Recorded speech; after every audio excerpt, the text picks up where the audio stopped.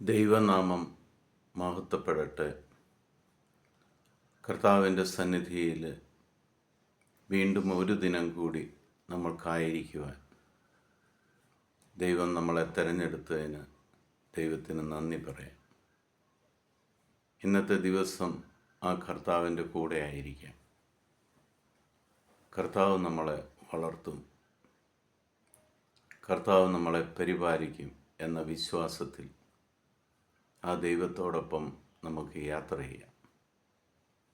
ഇന്ന് നമ്മൾ ശ്രവിക്കുന്ന തിരുവചന ഭാഗം ജെറമ്യായുടെ പുസ്തകം 17-ാം അധ്യായം 7-8 തിരുവചനങ്ങൾ.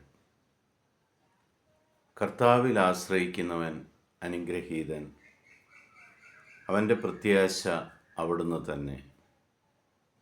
അവൻ ആറ്റുതീരത്ത് നട്ട മരം പോലെയാണ്, അത് വെള്ളത്തിലേക്ക് വേരൂന്നിയിരിക്കുന്നു. അത് വേനൽക്കാലത്തെ ഭയപ്പെടുന്നില്ല, അതിൻ്റെ ഇലകൾ എന്നും പച്ചയാണ്.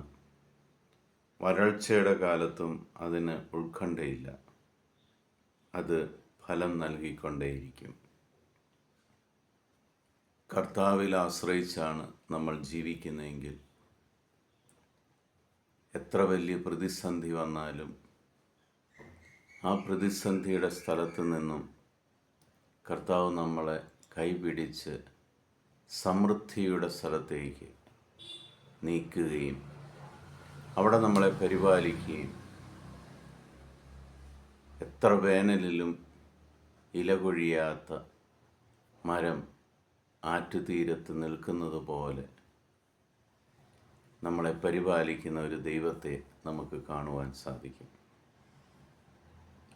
വിശ്വാസത്തോടെ ആ ദൈവസന്നിധിയിൽ നമ്മളായിരിക്കുമ്പോൾ ഏതെല്ലാം പ്രതിസന്ധി വന്നാലും അതിൽ നിന്നെല്ലാം എന്നെ ദൈവം കരകയറ്റും, ആ ദൈവം എന്നെ അനുഗ്രഹിക്കുമെന്നുള്ള ഉറച്ച വിശ്വാസത്തിൽ ആ ദൈവത്തോടു കൂടി ആയിരിക്കുവാൻ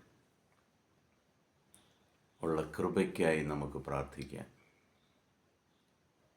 ഈ ലോകം തരുന്നതൊന്നും ശാശ്വതമല്ല എന്ന്, ദൈവാനുഗ്രഹമുണ്ടെങ്കിൽ നിൻ്റെ ജീവിതം അനുഗ്രഹം നിറഞ്ഞതായിരിക്കുമെന്നും എപ്പോഴും ഫലം തരുന്ന ഒരു ജീവിതമായിരിക്കും നിൻ്റേതെന്നും മനസ്സിലാക്കുക. ലോകത്തിൻ്റെ എല്ലാ ആകുലതകളും മാറ്റിവെച്ച്, എല്ലാ സഹനങ്ങളെക്കുറിച്ചുള്ള പരാതികളും മാറ്റിവെച്ച്, കർത്താവിൻ്റെ തണലിലാണ് ഞാൻ നിൽക്കുന്നത്, എനിക്കൊന്നിനും കുറവുണ്ടാവുകയില്ല, ഏത് വേനലിലും ഞാൻ തഴച്ചു വളരും, കാരണം കർത്താവാണ് എനിക്ക് വളം തരുന്നത്, വെള്ളം തരുന്നത് എന്ന് ഉറച്ചു വിശ്വസിക്കുക. നമ്മളെ പരിപാലിക്കുന്ന നല്ലൊരു തോട്ടക്കാരനാണ് നമ്മുടെ ദൈവമായ കർത്താവ്. ജീവിക്കുന്നവരുടെ ദൈവമായ യേശുക്രിസ്തുവിനോട് ചേർന്ന് നിന്ന്,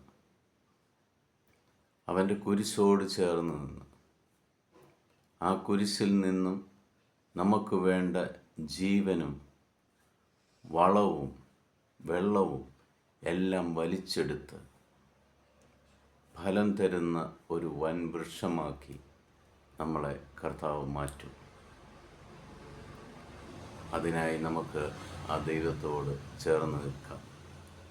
പിതാവായ ദൈവത്തിൻ്റെയും പുത്രനായ യേശു ക്രിസ്തുവിൻ്റെയും പരിശുദ്ധാത്മാവിൻ്റെയും കൃപയും അനുഗ്രഹവും സമൃദ്ധമായിട്ട് നിങ്ങളുടെ മേൽ ഉണ്ടാകട്ടെ.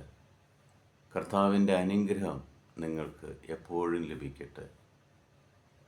ആറ്റുതീരത്ത് നട്ട വൃക്ഷത്തെ പോലെ എപ്പോഴും ഫലം തരുന്ന ഒരു മരമായി നിങ്ങളുടെ ദേശത്ത് നിങ്ങളൊരു അനുഗ്രഹമായി മാറട്ടെ എന്ന് പ്രാർത്ഥിക്കുന്നു. ഈശോ മിശിഹായ്ക്ക് സ്തുതിയായിരിക്കട്ടെ. യേശു ക്രിസ്തുവിൻ്റെ സമാധാനം നിങ്ങളുടെ കൂടെ ഉണ്ടാകട്ടെ.